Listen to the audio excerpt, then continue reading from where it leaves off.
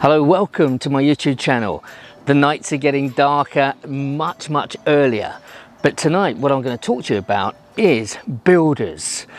Look, people are doing refurbs, they want to get them done pretty quickly, and especially if you want to refinance before we get deeper into this lockdown to take advantage of pulling money out so you can be ready to go back and buy more property.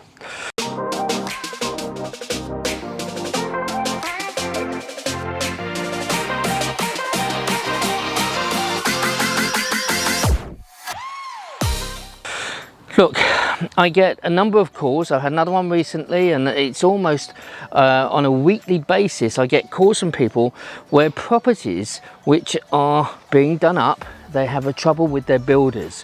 Whatever happens, there is one 2 weeks ago in Liverpool, another one down near London, and it carries on. And as I say, it's nearly weekly. So what actually happens?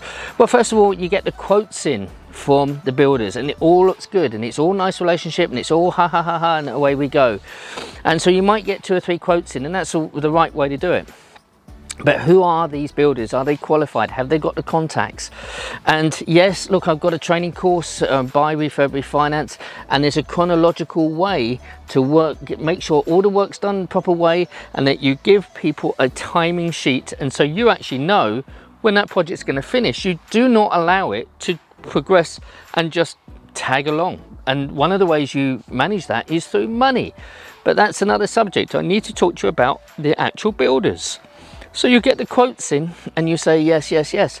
Remember, quotes are never as specific as you want, and that's where your costs spiral out of control. Many builders will come along and tell you that they would do it for such a price, and don't worry, we won't go over that. But as they're going along, they say, but there's this and there's that. You need to be very specific, and it's not wrong that costs do spiral a bit, but within a percentage, 5 to 15% is no more than that. But I've seen people escalate and builders take more than they should and everything. It's not good.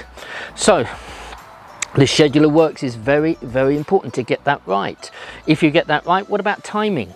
Again, this sheet and this schedule that I have, which I teach, it gives people the way that you can actually make sure that schedule of works are being done properly, because if you don't know what to do, then you need to get that knowledge so you're not at the beck and call of a builder telling you, no, you've got to do this, you've got to do that.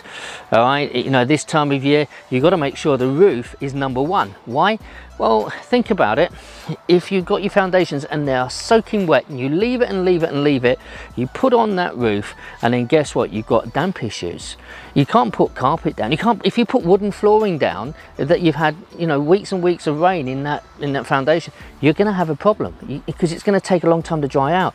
You've got to get the roof on. These sorts of things are really important. The wiring, the plumbing, the heating have to go in at certain times, and you need to understand that. So if you're not sure, then obviously give me an email and I'll tell you about my course. I'll send you a link and you can have a look. But this isn't what it's about, just trying to sell a course. It's about you understanding how to do it the right way. Another thing is when builders are doing major works in your building to do a refurb, and I'm not even talking about conversion. If you're doing conversions into apartments, even more so, because you've got to get each stage signed off by building regulation. Now, if you've never heard of building regulation, this is where if you're doing a foundation outside and you're going to do an extension, when you put the foundations in, that has to be according to planning, and then the building regulations come down and sign it off to say that it's safe and it's done the right way, the right material, the right depth, and so on. If you don't get that and you finish your job, and this building regulations is all the way through, okay? If you're moving walls, you're putting up, you're replacing certain things like loft or roof or whatever, building regs need to come and sign that off. Why? It's nothing to do with planning. This is about keeping a place safe and habitable for people to live safely.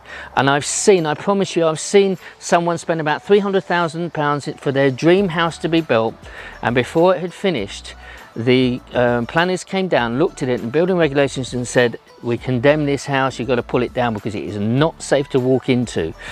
There's a lot of builders out there that do not understand this. Another one is the quality of works. How do you know that a builder's doing a great job or a bad job? One of the ones, and number one, is that they are tidy. If you have a messy builder, you need to get rid of them in the day one. Say thank you very much and goodbye, because people can't work in mess, and if they think they can keep chucking mess, it's no good. I promise you, it's the way that you've got to do this the right way. All of this, I've seen too many things go wrong for people, whether it's heating, whether it's doing the flooring, doing foundations, roofs, flat roofs, putting in kitchens, bathrooms, moving bathrooms, doing en suites, doing little loft conversions and things like this. I've just seen too many times that unfortunately a lot of builders, and think, how do builders come about? And we're going to see more and more coming into this space, I promise you. Why? Because people might be right, a little bit of DIY, and so they start doing, you know, maybe a little bit of painting, and there's a big difference between a decorator and a painter, I promise you, but that's another story. So they start to do these small jobs, and then someone says, oh, could you actually have a go at my garage door? Well, yeah, of course I can do that, because they see him as a bit of a handyman. Then they do a garage door and they say, oh, well, I can do this, I can do that. I call someone else to come in, and they've got no formal training, no formal understanding, and no real evidence of track record. So what happens now, you have a lot of unskilled builders coming in and doing jobs which they're just not qualified to do. Now, I've got my son who's moved back to this country now, who's got probably 20 years in the, not 20 years, he's 34 years old, he's 15 years in the building industry. And not only has he qualified as a plasterer, then he went into carpentry, then he actually built, converted properties into apartments, and then he was a site manager for, I think it was construction of 42 houses. So that young man probably knows more about property than I do, and I'm not bad in what I know. What we are looking to do now is that they're coming into the business, and we are going to start to offer people major refurbs. So if you want to, if you're interested in that, somewhere, you know, around the country, not too far, but you know, we are going down to London and doing stuff, providing it's a big enough job, then we will come and give you a quote, and we'll tell you how we would do it all the way through, even the schedule of works. If you're interested, then give me a shout. If you want to know about our training course, drop me an email and we will send you the details about that. I hope you enjoyed the course. I hope you like the setting. And this is a pear tree, by the way, in my garden. And I just thought, because the nights are coming so quick, that I'd do this for you. Listen, have a wonderful week. Stay safe. Look for opportunities and let me know how you're doing. Please comment, subscribe, and have a wonderful week. God bless you. Bye-bye.